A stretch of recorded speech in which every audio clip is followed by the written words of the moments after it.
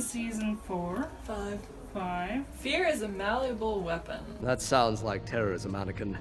Well, I think of it as an insurgency. Isn't that the same as terrorism? Funding rebels to overthrow a legitimate government puts innocent lives at risk. We can minimize collateral damage by using arms that mainly affect droids. Very interesting opposing viewpoints. And there's mutual respect. Mm-hmm. It's incredible. Why was a Padawan present for a council meeting? She contributed nothing other than a glance with Lux, who should hate her. Yeah. We've spotted them, sir. They purposely made that sound like a droidish voice. I'm Commander Tano. We're here to help you take back your planet. What? And again, she's acting like she's in charge here. I'm Commander Tano. I'm totally in charge here. Listen to me. Yeah, we're gonna help you take back your planet. I'm in charge. Did I mention I'm in charge? And the other thing is, she's like, we're gonna help you take back your planet. It's like, no, I thought the purpose, which Obi-Wan and Yoda and Mace explicitly stated, was to help them defend themselves. And we must not train terrorists. The least we can do is help them defend themselves. Train and observe. Yeah. Not create an offensive to take back the planet. So And she was no one calls obviously her out on she it. was obviously paying attention during that council meeting that she was such an important part of. Yes. We're gonna help you take back your planet. We're not here to help you take back your planet. We're just here to train you. She really guess. doesn't pay attention.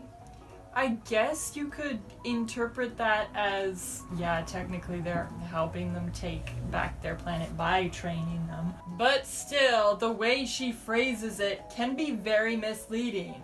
So yeah, she could have gotten their hopes up, made them expect that, oh, The they're Jedi gonna are help gonna us fight with us. But no, that's not what's going on here. And I wanted to mention, in the scene where she introduces herself, she literally places herself On a pedestal. above everyone else. I noticed that too. Like, there's literally no, because like Obi-Wan and Anakin stayed together on the ground, but she like jumped up in the trees, and then yeah, she like jumps down, puts herself on a pedestal, and then she introduces herself as if she's the leader. Yeah, and no one ever calls her out on it. And the thing is, it's like, okay, she's a commander of clones. Like, as a Jedi, her rank among clones is commander. But in a group of Jedi, which the group of 4 of them predominantly was Jedi, she's a Padawan. So why she introduces herself as Commander Tano, which gives herself this like, ooh, look at me, I'm so important, rather than Padawan Tano, which is her proper role, because she's not coming here to command these people, because that's not their role. She's here to help them. I was just recently rewatching the episodes where she goes to Mandalore, and she's a teacher, which no one understands why, but she's a teacher. She introduces herself to her class as Padawan Tano, if I recall correctly. And it's like, okay, you're in the exact same role here.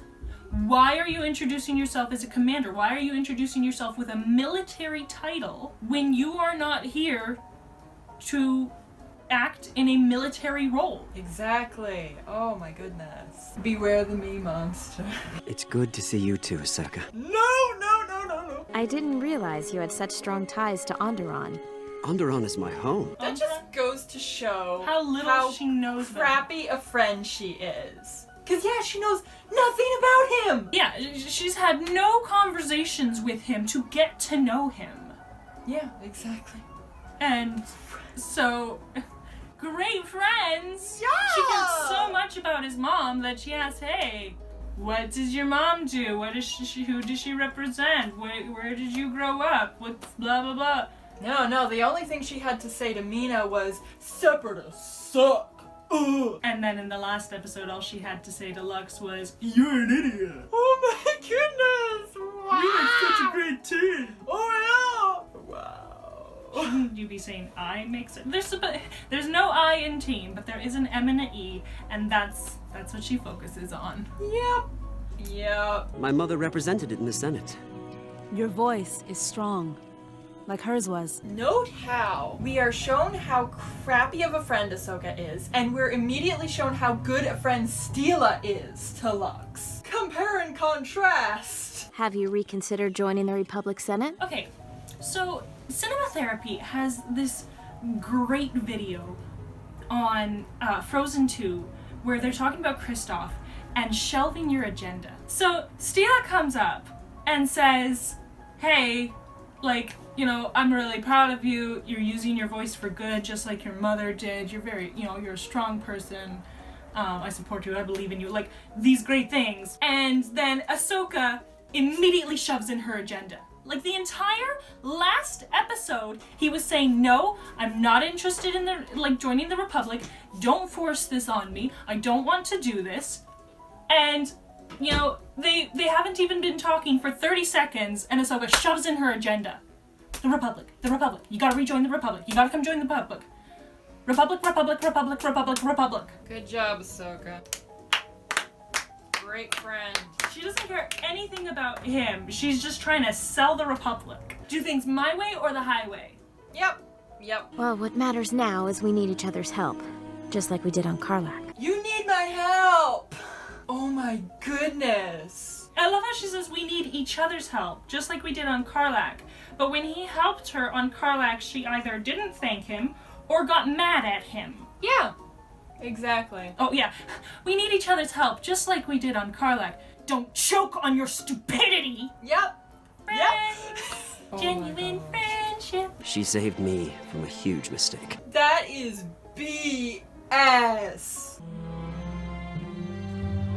What's with the crossed arms? Wow. Just wow. Because, yeah, no, they're trying to set up this rivalry and this romantic tension over Lux and between Steela and Ahsoka. And Lux is like, oh, Ahsoka was so great to me and a friend in need. Like, she stopped me from making this horrible mistake. When in reality, she trampled all over him in that episode, screwed him over completely. And the writers, of course, made him super, super stupid. Yep. And the thing is that even if Ahsoka hadn't been there, Lux would have recognized very quickly, like if things had played out exactly the same, but Ahsoka hadn't been there, Lux would have recognized immediately that it was not the kind of group he wanted to be in. And he's innovative enough that he would have found a way out. Yeah. It might have taken a little bit longer than, you know, having someone there to create a disturbance that allows you to get away. But still. And he's acting like, oh, she opened my eyes. I never would have realized without her. But the entire episode was him being like, no, it's cool. I'm totally blind to everything. Until they start killing people and then, oh no, what do I do? It's like, no, she didn't open his eyes. He figured it out for himself. Much later than his character would have if they were treating him respectfully, but no, they have to dumb him down so that Ahsoka can look so great. Great writing. Let's hope that respect is well founded. It's not. And then she does this, like, look her up and down, like, who do you think you are? Like, I can take you. She's so insecure. Oh no, it gets more obvious. It's great. You have to take out both chambers, otherwise the tank will remain operational. Again, why is she in charge here? Yeah, it's like, why did Anakin and Obi-Wan come if they were just gonna sit on the sidelines for the whole time and Ahsoka's the one teaching everyone? Why? Yeah, because, like, Anakin's like, hey, I'm going to go do this thing. And Obi-Wan's like, hey, I will come with you because, you know, you're a troublemaker. Then all of a sudden, Ahsoka's just there with them because Ahsoka's always just there. And then she's all of a sudden, yep, I'm in charge here. I'm gonna take over this and, you know, be the main person on the... It's like, wait, why isn't Anakin in this role? He's the one who said... He didn't say, hey, I will send my Padawan, or I'll observe my I'll assist my Padawan will this. It was me, I'm going to go do this. And Obi-Wan's like, I will come help you. And then Ahsoka's in charge. WTF. If you want her to be in charge, set it up so that she's in charge. Don't say someone else with superiority is going to be in charge and then all of a sudden she's in charge. Great writing. Like, they don't even have a scene where Ahsoka's like, hey, can I take the lead on this one? Or Obi-Wan's like, hey, you know, she's closer in age to most of the combatants here. You know, I think they'll listen to her a little better because, you know, she's more on their level. So, you know, why don't we let her take the reins? Like, there's nothing like that. It's like, you know, if you want that to be the case, that's fine. But you have to set that up. Yeah, no, they suck at setups. It just, They suck so bad.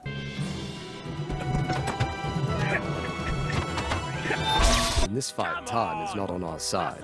Go, go, go, go, go! And the other thing is like, Rex should kind of be the one explaining these things. Again, why was Ahsoka, like, leading the presentation and then she's like, okay, Rex, you can go do the work now. And then Rex is the one like, you know, hey guys, you know, let's do this, come on, hurry up, you know, gotta get this down pat, train, train, train. And she's just standing off to the side with her arms crossed, just watching, just like, okay, yes, but little students here. Rex should have been the one doing the presentation. Yes. Because he's the one who did the, like, the example, and then he's the one doing the training. Why is Ahsoka even here? That is a good question.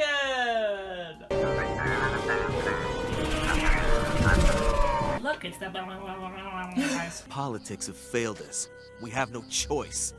We always have a choice. They actually do a great job of setting up Saw Gerrera's character in this show. And like you can see that carry on through Rebels and Rogue One. But the whole like politics has failed us thing, like he has a point. Yeah. Again, this is this really interesting conflict of perspectives. I think the thing that like I really appreciate is like you can see how strong of a character Lux is. He's smart. He's like, you know, he stands his ground. He's not intimidated by this big muscle guy. He's like, no, I can do this. But he's not like aggressive like Saw's being. He's being firm and he's standing up for himself respectfully and like, you know, like, Which he should have done with Ahsoka. well, again, it's Ahsoka sees none of this in him. She thinks, oh, you know, you're just a doormat and, you know, the Death Watch would have walked all over you and you would have been this poor little baby, so stupid and, you know, helpless. It's like, no! He's a great guy with really good character traits. Look, if we're going to succeed, you'll need to be exceptional with words and action. Thank you, Stila, you're amazing. See, that's a good conclusion. Like, you have these two warring perspectives, and someone's like, no, you guys need to work together. We need both of these things. And she's seeing the good in both of them. Like, she's like, you both have strengths, and we will need you both together. It's respectful and supportive, and like, hey, I believe in you, and like, we need you, and None of which we got from her. Nice touch. Thanks. notice here, Ahsoka is favoring Lux. Stila was like, hey, you both have strengths. We need you both. And Ahsoka is favoring Lux. And look how reluctantly she gives it to Stila. Be mindful of your frustration. See that face? She's like, whoops, who didn't get it? What a horrible attitude. She's terrible. Yeah. Be mindful of your frustration. Will only hold you back. Yeah, and Obi-Wan is offering constructive advice. Yeah. Ahsoka sees her fail, and she's just like, you failed. But Obi-Wan's like, hey, be mindful of your frustration, you know, it'll only hold you back. Ahsoka wasn't thinking anything along the lines of helping these people learn. She was just like, you failed. Wow, so much for helping them take back their planet. Let your arms swing and keep your eyes on the target. Great. What? Oh no, he's helping her. Great. We're here to help you. Unless the guy that I suddenly like is helping you, then I'm going to be upset Yeah, because that you're getting help because he's mine. Possessiveness? Isn't that against the Jedi Code, which is so sacred to her. Oh yeah. Not to mention, yeah, it's a 180-degree turn from her behavior before, because before he was just disgusting and stupid to her. And now all of a sudden it's like, hey, he's mine. Back off. What do you mean he's yours? You don't own him. Disgusting. Wow. In the episodes with Clovis, where Anakin was jealous, and I was like, to an extent, in a mutual, committed relationship, I have no problem with that. To an extent. You can carry it too far. But you're definitely right that for two people in a committed relationship, it's totally okay to an extent to show jealousy over one another. Mm-hmm. But Lux and Ahsoka are not in a committed relationship. No! And I'm like, you can even tell Lux is more interested in Steela than he is in Ahsoka. Yeah. And Ahsoka's completely ignoring that. She's like, no, he's mine. Even though it's clear that he thinks of me as a friend and he's interested in you, he's mine. Great. It's so hard to explain that whole like possessiveness thing, because yeah, it's like you have to trust your significant other, but you know, it's also like, hey, there's this commitment here, and you gave yourself to me just as I gave myself to you. It's not that I have taken you, it's that you've given yourself to me. And so there is a degree of possessiveness. You are mine, but you are willingly mine. Mm-hmm. And trust is definitely the thing at the core of it. Yes. And yeah, Ahsoka has shown zero trust in Lux up to now. Mm-hmm. And again, there is no romantic relationship between them, but she's being possessive of him. And it's like, absolutely terrible. Yes! Oh, you poor baby. Oh no, I wanted to be with Love. But he went with the girl he's obviously interested in. Now what? Oh my gosh! That is so pathetic. The rebels have like no patrol, no watches, no nothing. It's just like, yeah, we're just hanging out here and nobody will find us. Even though we've, you know, been killing droids all in this area, so they're gonna notice. He keeps throwing it the exact same way every single time. It should not be that hard to figure out, oh, I threw it too hard and too fast the first time, I'll ease up a little bit. But no, he throws it the exact same way every single time! This guy would suck at bowling. Well, the thing is like, if you're targeted, like, if they, like, move them, like, closer or further back or to the side or whatever, then you have to like, judging distance can be very difficult for, like, some people. You know, like, I'm not very good at throwing, so I have trouble with that. But, like, you know, depth perception is different for some people. Some people are, you know, so it's like, I will give him that it might just be something that he struggles with, judging the distance and how much force he needs for a given distance. So, I mean, of course they're just doing this setup so that Ahsoka can be all teachery, but, you know, I'll give it to him that maybe this is just something for him. Don't give up. Learning this could save your life and those around you. And again, it's not necessarily a bad moment. If Ahsoka was a good character, I'd have no problem with this moment. It's just, she's a terrible character. Mm-hmm. So then this moment carries an undertone to it. You'll get the hang of it. I wouldn't let it get you down. I'm not feeling down. I just know what I'm good at. Now, as I mentioned in the argument against Ahsoka, this moment by itself, in a vacuum, is a nice moment. She sees Steela's upset, she goes and gives her a pep talk. But what comes before, where she's like, oh, Steela, eh, and what comes after, oh, Steela, eh, shows that this is just Ahsoka being like, oh, I'm up here right now, she's down here. Oh, I'll just go and, you know, be such a good person and, like, give her a little pep talk so that she can, like, cheer up, you know, because, like, I'm so good. But as soon as Steela's up here, and Ahsoka's like, wait, I'm not on top anymore, then she's like, yeah, Steela. And it's like, okay, so this is not because you care about Steela. This is because you're like, oh yeah, I'm back on top. This is where I feel, you know, safe and secure. And so then, like, I don't mind helping other people. No, I'm feeling generous right now, so... It comes down to insecurity. Yeah. Ahsoka is just massively insecure. No one ever bloody notices these guys. How about this?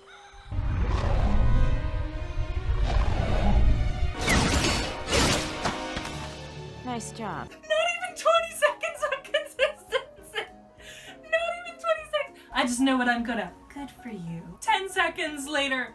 Oh yeah, well, maybe you're good at that, but, like, can you do this? Oh, you can do that. Good job. And, like, you can she's so satisfied with herself. So too. smug. And the clear reluctance in her tone and expression, like, she quirks her eyebrow and she's like, eh.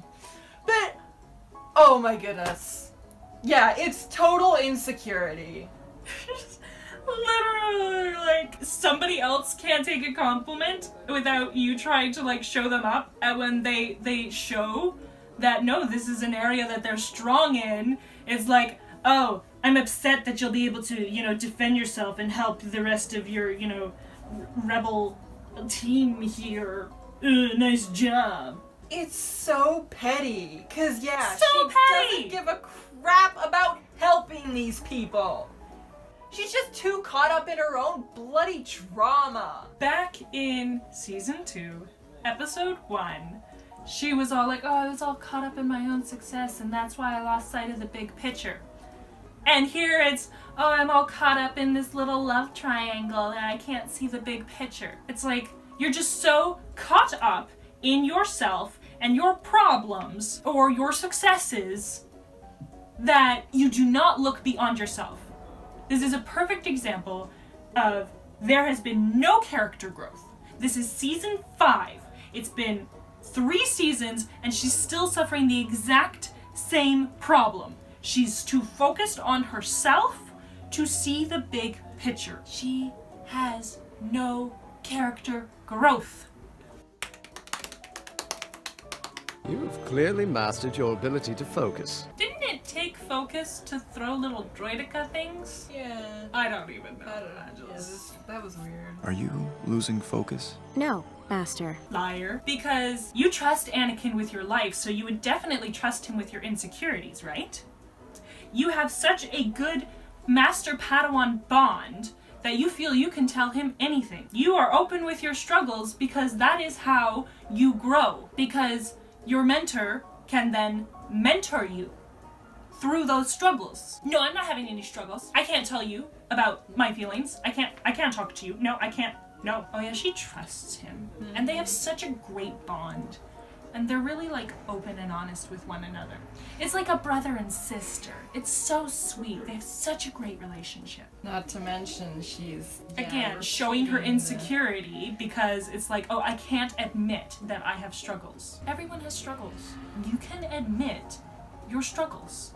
And we saw this exact same thing all the way back in Lightsaber Lost when she outright lied to Anakin. And she's doing it again here! I'm lying to your master because you have such a great relationship! Yeah! No, they have a horrible relationship. Yeah! And it's all from her end because he literally just very quietly, aside to her, is just like, hey, you okay? Like, everything cool? Like, you're head in the game here? So he's noticing that something's up. He's respectfully confronting her about it in a, you know, private way, being sensitive and caring and appropriate, and she puts up a wall. Yup. So all of the crap in their relationship seems to be on her end. Like, yes, Anakin has screwed up, he's been insensitive, there have been moments where he's talked down to her, things like that. But time after time after time, we see him extending care or sensitivity or, you know, trying to teach her and like being mature and a good master, and she throws up a wall. There's no way that these people had such a great relationship that when Ahsoka selfishly decided to say screw you to the Jedi, that Anakin was so torn up that he completely forgot about his wife, whom he loves so dearly, that he turned to the dark side because Ahsoka left the Jedi Order. No, it had nothing to do with his dying wife.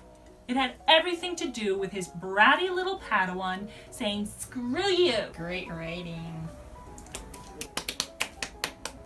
Oh yeah, someone was talking about the sequel trilogy and how they really liked this kind of thing that they saw where Kylo Ren, Ben, was talking to Vader's helmet. He's like, I'm going to finish what you started. And of course he's got the wrong idea about what Vader was about and stuff like that. But at the end of the sequel trilogy, Ben is able to give his life to save the woman that he loves. And they thought that was really sweet because that's what Anakin, Vader, had been trying to do for Padme. He had been trying to save the woman that he loved, and he was willing to give his life for that because he essentially sold his soul in an attempt. So it's like it's kind of the same thing, but where Anakin failed, Ben succeeded, and so in a little thematic way, he did finish what Vader had started. I thought that was really sweet. Yeah, same. And it's just like kind of gave like a little spin on that moment that I was kind of like, you know what, I can appreciate this moment now with that kind of like thematic element. Was that what they intended? Probably not, but like, it's nice. Yeah. Headcanon. What is that? Droids! Why didn't she say that? I love how she's like, what is that? It looks like a droid, but I've never seen a droid before. And like, the time it takes her to process what a droid looks like, their entire like army is coming out of the forest. Seconds count in these situations. Yes. And they have Steela go, what is that? It's like she had to look through her scope to see it. And then Saw was immediately like, droids! So, what? Everyone is facing the forest, and it takes her looking through her scope for someone to notice, and then she spends half an hour pondering what this could possibly be, and then finally someone else notices, oh look, there's movement in the forest. Oh my gosh. Damn shot. You didn't teach us to run. So use your disruptors to take out the droids. Leadership. Steela is good at it. What is that? It looks like an explosive. The droids are doing exactly what Steela was doing.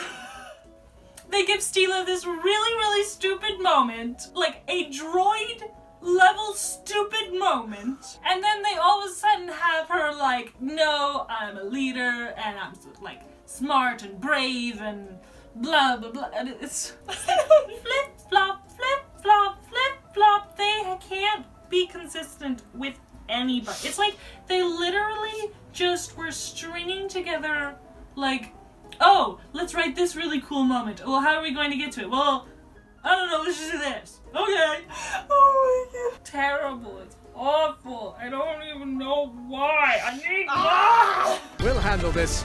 No, I will. Lux, you made a good choice. Yes. Finally. Yes, he did.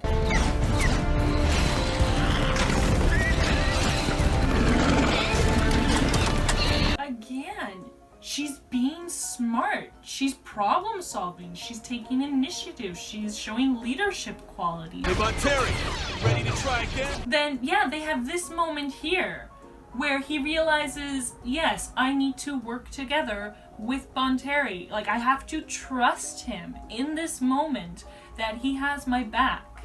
and we'll get through this. Yeah. He gives him another chance, and he realizes, you know, we can't fight between ourselves. We have to work together. Hey, what are you doing?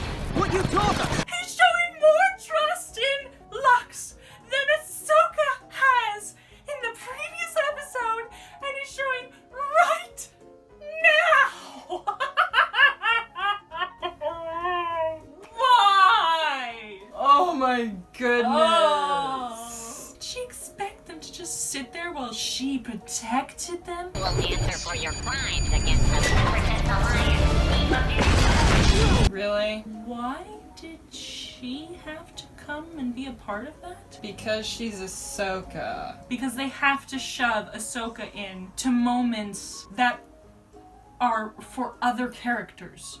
This was supposed to be a moment between Lux and Sar. Sar gives Lux the trust that he wouldn't give him earlier. These two characters are having a moment of growth and bonding, and the writers are like, let's shove Ahsoka in there. Give the moment to her. Wow. And again, they had Ahsoka dump on other people. What are you doing? You can't do this. I have to come and help. Oh my goodness. Not to mention, like, yeah, that line about how, what are you doing? What you taught us. We saw the exact same thing way back when she was teaching the kids on Mandalore. Yeah. Oh, you need to do this and blah, blah, blah. Wait, what are you doing? Well, you taught us to. Well, you need me. I have to come help you. They just repeat the same crap in this show over and over and over and over.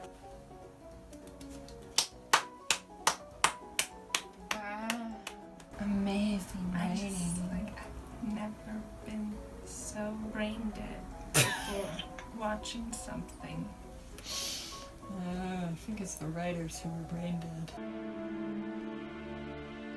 Why is Ahsoka even here? This would be a great arc to be exploring new characters. Yeah, exactly. You introduce new characters by way of previous characters, and then you give those characters like a little bit of like their own thing. Like that's kind of a cool, fun thing to do. Right? We come with Obi-Wan and Anakin on this, you know, to Onderon, and then you know, we already know Lux because we've met him previously, and then it like focuses on what's happening with him and how he's growing and like his friends and things like that. Would have been great to watch. But they shove Ahsoka in there and they have this stupid love triangle and like all this crap. And it's like, what is this? A garbage fire! Everything Ahsoka goes into, she drags it down. Yep. Because they have to craft everything to serve her. Yep. We need a plan to get inside the city. I have an idea. See, because Lux is smart. Yes. And Ahsoka never gives him credit. The entire last episode with Lux, she was like, you don't have a plan. You can't think. You're dumb. You're not even planning. Plans are so important. Plan. And then here she is like, oh, we need a plan. And he has a plan. Just like he had a plan in the last episode that she never gave him credit for. Yeah. Because he had plans the whole time. She's like, you don't even have a plan. Yes, I do. You just never asked me what it was. This is my plan. Well, it's a terrible plan. Lux is smart. Yes. Lux is very smart. Yes. Oh. What were you doing outside of the city gates? Hunting. We've been trekking for days. Again, you have Lux. He's got his plan. He's got his story. He's very calmly, like, again, showing that, you know, him, like Anakin, they're good at subtlety. They're good at disguises. They're good at, like, going undercover. Hey, listen, we need to deliver all of this in time for supper. Come on! Our merchants are waiting inside. That is a team working together, taking cues from one another. When did we see Ahsoka do that with Anakin? When they were doing the Zygerian Slavers arc? When did we see her, like, work with him, take from his cues, do a good acting job? Never. Never. And same with Lux. And the same with Lux in the last episode with him. She didn't work with him, didn't take cues from him, did nothing. Kept trying to blow their cover, screw up his plan. Mm-hmm. Good plan. Like Saul said, those droids are dumber than we thought. I will give her this. She finally gave him credit. How do you think they'll do? I have a feeling we'll be pleasantly surprised. Wait, did Ahsoka go with the rebels? She's- So it was Anakin's plan, but Ahsoka went with the rebels. Mm-hmm. And there was no discussion of this, that this was, what they were going to do. It's just Anakin makes the plan, and then Ahsoka's in the next 3 episodes, doing that plan. And it's like, okay, that's fine.